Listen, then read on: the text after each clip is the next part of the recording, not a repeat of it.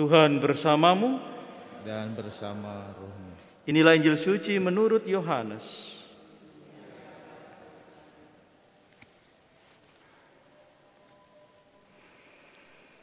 Setelah Yesus mempergandakan roti, keesokan harinya orang banyak yang masih tinggal di seberang danau Tiberias melihat bahwa di situ tidak ada perahu selain yang dipakai murid-murid Yesus. Mereka melihat juga bahwa Yesus tidak turut naik ke perahu itu bersama-sama dengan murid-muridnya, dan bahwa murid-muridnya saja yang berangkat. Tetapi sementara itu beberapa perahu lain datang dari Tiberias ke dekat tempat mereka makan roti sesudah Tuhan mengucap syukur atasnya. Ketika orang banyak melihat bahwa Yesus tidak ada di situ dan murid-muridnya juga tidak, mereka naik ke perahu-perahu itu lalu berangkat ke Kapernaum untuk mencari Yesus. Ketika orang banyak menemukan Yesus di seberang laut itu, mereka berkata kepadanya, "Rabi, bila mana engkau tiba di sini?" Yesus menjawab, "Aku berkata kepadamu, sesungguhnya kamu mencari Aku bukan karena kamu telah melihat tanda-tanda, melainkan karena kamu telah makan roti itu dan kamu kenyang. Bekerjalah bukan untuk makanan yang akan dapat binasa, melainkan untuk makanan yang bertahan sampai kepada hidup yang kekal, yang akan diberikan Anak Manusia kepadamu, sebab Dialah yang disahkan oleh Bapa, Allah dengan meterai." Lalu kata mereka kepadanya, "Apakah yang harus kami perbuat supaya kami mengerjakan pekerjaan yang dikehendaki Allah?" Jawab Yesus kepada mereka, "Inilah pekerjaan yang dikehendaki Allah, yaitu hendaklah kamu percaya kepada Dia yang telah diutus Allah." Demikianlah sabda Tuhan. Terpujilah Kristus.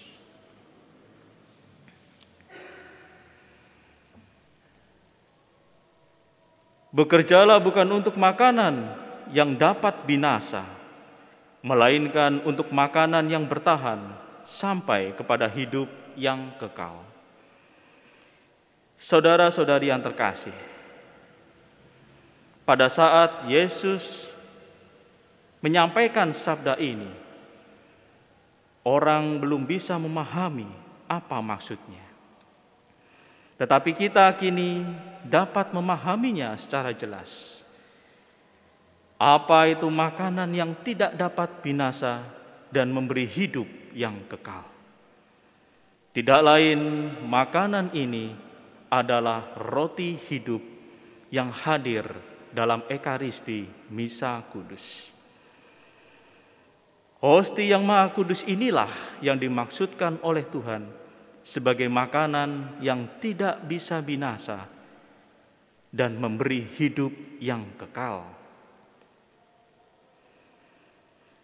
Ada bukti-bukti konkret yang memperlihatkan akan hal ini. Kita tahu mujizat Ekaristi di mana hosti di Lanciano pada tahun 700 Masehi. Hosti berubah menjadi daging dan ada darahnya. Dan sampai sekarang hosti itu tidak mengalami kerusakan sama sekali. Dan nyatalah sampai saat ini kita melihat ketidakbinasaan dari hosti tersebut. Dan hal yang lain bahwa memberikan hidup yang kekal, bagaimana hosti roti dari Allah ini memberikan hidup kepada seseorang wanita dari Perancis. Wanita ini mengalami kelumpuhan selama 52 tahun. Dan dia selama 52 tahun itu tidak bisa membuka mulutnya. Air setetes pun tidak bisa masuk ke dalam mulutnya. Tetapi ajaib disaksikan oleh filsuf ateis dan Dr. Paul Lewis, hosti yang diberikan kepadanya masuk sendiri ke dalam mulutnya. Dan dia bisa hidup selama 52 tahun hanya dengan memakan hosti Sang Maha Kudus. Wanita ini bernama Martha Robin. Dan nyatalah bahwa makanan inilah yang bertahan sampai kepada hidup yang kekal.